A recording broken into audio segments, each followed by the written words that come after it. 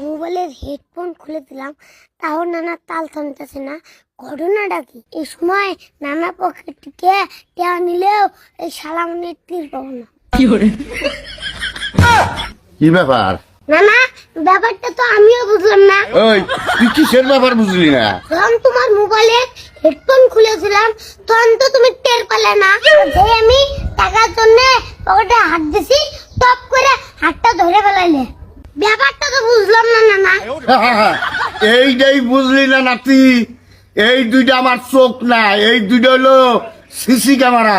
না, তোমার চোখ দুটো যদি সিসি ক্যামেরা হয় তাহলে আমার মাথা হইলো কম্পিউটার। আচ্ছা যাই হোক, অন্য কথা বাদ দাও।